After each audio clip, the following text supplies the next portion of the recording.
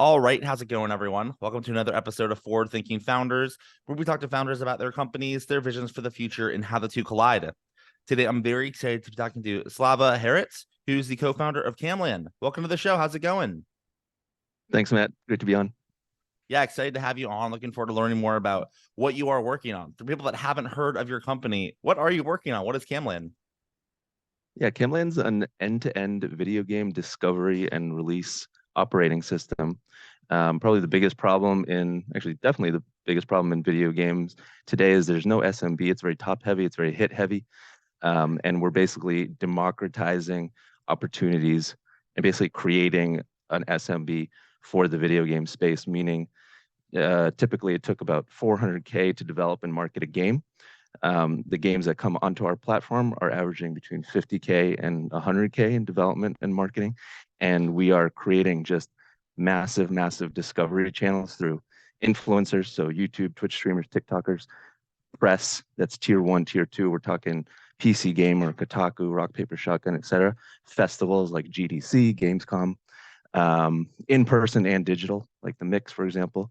And then one of our biggest components is our advertising channel partners, which is the Google ads, TikTok ads, and Facebook ads. And we do a lot of automation. It's basically like HubSpot for the video game vertical. That's fascinating. So let's say in another universe, I have a game company or I have a game myself, and I was listening to this podcast. Can you kind of walk through how an ideal customer would like work with you? Is it like kind of productized? Do they work with an account manager? Like how does the whole process work if someone were to engage you as a customer? Yeah, today we're in the early stages, so it's kind of I finished the MVP and raised our initial 500K pre-seed off of that very, very rough sort of post-prototype MVP in January. And so we're really on a big, big aggressive product roadmap. So today it's sort of half and half. There's a lot of hand holding that's required to get a customer onboarded from just the initial touch of discovering us to like being like, wow, this is actually a really cool offering.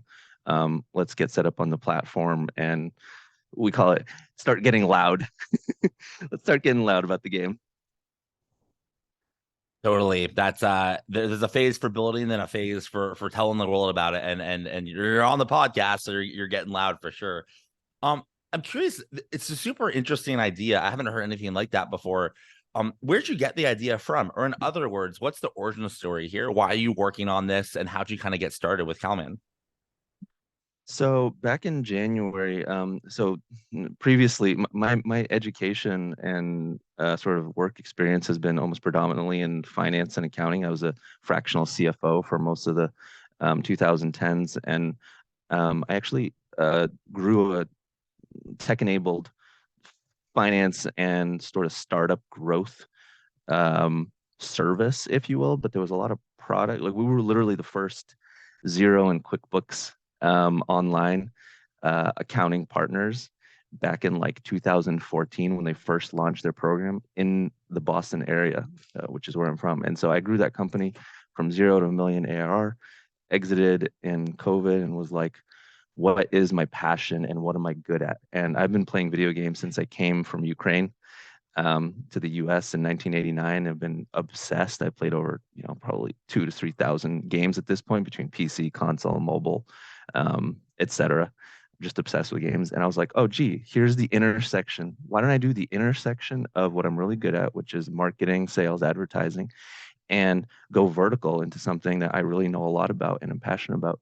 And so I had a conversation with over 100 people on Discord. That's usually where gamers live. About like what are the big challenges. This was in January of 2022, and the big overwhelming response was discoverability of our game. These are developers who are making their games and they're really good at doing that, and they don't have the tools, either picks and shovels or good like service resources, like literally nothing around, to be able to make that happen, because the incumbents are the major publishers, EA, Activision, even indie publishers like Devolver, for example. They've only published 100 some odd games. Our mission by the end of 2028 is to have 4,000 plus games in our ecosystem. So I'm going to ask you a question. I don't know if it's a fair question based on your vast interest and experience in games, but I have to ask, what's your favorite game, or like what's your favorite game now? Like I feel like people have favorite things, but it changes over time. Like what's your favorite historical game, or what are you playing right now that you really enjoy? So I love open world survivor craft games like The Forest. One of my actually, I think my first Steam purchase was The Long Dark. And recently I've been playing a lot of Subnautica, which is just a beautiful, beautiful game. It's like amazing graphics, really, really hooky and addictive gameplay. You kind of start on the surface and you're not sure, like, oh, I just crash landed on some alien planet, and you have to go below the water surface and explore and discover and build bases. It's amazing. That's awesome. I love that. I used to play a lot of RuneScape. RuneScape was like my like Oh I yeah, played a lot of old RuneScape. school RuneScape. Yep, Yes, yep. I'm curious it's as still you're around, still popular. I know I rediscovered it. I'm not playing. I feel like I these days I'm like I feel like if I got into it, my startup productivity would just like because I know how addicting that game is. It's very fun, and I would start as at level 0, again. So I don't know what my password is from 20 years ago or whatever. But I'm curious. So you're in the early stages, but you're already off the ground. You've raised a little money. You're kind of you're making this happen. I'm curious, like, what does your day to day look like? If you were to wake up and pick your most average day that you've had in the last month, what does that look like? What are you spending your time on? So we actually are. Uh, I don't want to jinx myself, so I'll knock on wood over here, but we're kind of getting close to finding a product market fit. Like we knew who our customer was really early, and like we just dialed in right in on them. So indie game studios of teams of typically no more than 10 people, um, typically without a big marketing resource, meaning like they don't have a person dedicated to it, or if they do, they're overwhelmed because there's too much to do. Um, and like, our business models, we take 30% of rev share. We take 30% of what the game sales end up being over the course of 5 years, because that's the length of our contracts, and that's price leading. Traditional publishers are 50-50, 60-40 if it's like a really forward thinking modern publisher. So we're definitely price leaders.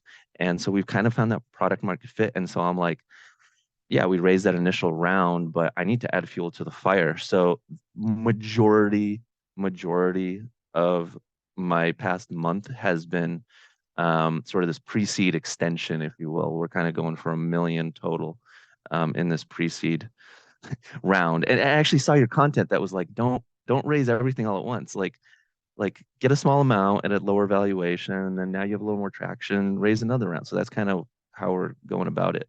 And there's a lot of interest from both angels and early stage VC. And so yeah, sure, of course. Like our goal is to bring on. So currently we have 18 studios and games in our ecosystem. Our goal is to have 30 by the end of the year. So yeah, like, if it's a 40-hour work week, which of course it's not, it's probably closer to 80 for me, but let's just for easy math, if it's a 40-hour work week, I'm doing about 30 hours of fundraising, and 10 hours of mainly business development. Um, I have a chief of staff, which I originally thought was like not a good use of spend. It was the total opposite. Like he's just crushing all operational stuff and I don't have to worry about it, which is amazing. That's awesome. And if you kind of zoom out into the future, let's say you get the round done, you get future rounds done, you build what you want to build. What does this company look like in 5, 10 years? Or in other words, what's your big vision here and what direction are you growing in with the company? Yeah, so we're platform agnostic, meaning today the only thing that matters is we need to connect to a marketplace in order to do storefront optimization and drive players that eventually on the because we're B2B to C, so we're like connecting first with the game studios and then we connect with the influencers and press, et cetera, who eventually are supposed to connect to the players that are going to be playing the game. And so the marketplaces are critical because today 90 to 90% of indie games are sold on Steam. And so that's our major partner, but we do have partnership as well with Epic Game Store and CD Projekt Red's Good Old Games. And so our vision is to basically be the central operating system. So like, I don't know if you know how Kindle Direct Publishing or how Audible work, but basically like massive publishers, like book publishers like Random House or Penguin, they have, if they want to get their book onto the Amazon Kindle store, they have to go through Kindle Direct Publishing, which is like the one centralized, the only intermediary between the authors and the marketplace. And that's our big vision. We want to be like the KDP for games, basically be the one source for, if like people just, it's a household name. If you're going to be publishing an indie game, whether, you know, you could be platform agnostic, it could be PC, it could be console, mobile, Web3, VR, whatever it is. We just have to connect to the marketplaces correctly. So if you want to connect to a marketplace, you go through Camlann. And in order to make that vision happen and bring it to life, you'll need some help, right? It takes a village to make a startup work and scale. So my question for you is, how can the forward-thinking founders community help? Are you hiring? Sounds like you're raising some money or looking for customers, studios to work with. Like how can we assist here at forward-thinking founders? Yeah, I mean, the priority right now is I just want to make sure we add fuel to the fire and continue to. I have, you know, very specific people that and resources that I want to bring into the ecosystem that can move the needle for us. So, like, I, I was a sort of semi-recruiter in a past life, in a past career, and so like bringing the right people in is not difficult for me. I almost feel like it's a form of sales. That part's easy. I need to start cloning myself and start to scale a bit because, like I said, we're really finding product market fit. I need to basically 2x the velocity of our product. We have like a very big product roadmap and design and engineering debt of these like nice to have features that eventually are going to become must haves. And then there's some really strong folks in the gaming ecosystem that are really excited about what we're doing in terms of the vision and the mission and are really excited to come on. And a lot of these folks are like senior folks from, you know, other game publishers and studios, and they're not cheap. So we, we need some capital to keep going and make that happen. Yeah, that makes sense. And if anyone is listening to this podcast and they want to get in touch, they think they can help or they want to learn more, how can they learn more? Do you have a website? Do you have social media presence? Do you have an email address? How can someone connect with you and or the brand? Yeah. If you go to camlanngames.com, that's probably just a way to kind of check out what we're up to. It's more of like a brochure page. So if you look at it, you're going to be like, oh, this isn't a lot of information. There's a little invest button, but that's really just to show that we're kind of forward thinking. And it's, you know, like, yeah, we have a crypto coin and you can invest with USDC, et cetera. But at the end of the day, the best way to reach me is by email, slava@camlanngames.com. Cool. Well, thanks so much for coming on to the podcast. I really appreciate it. Thanks, Matt. It was awesome.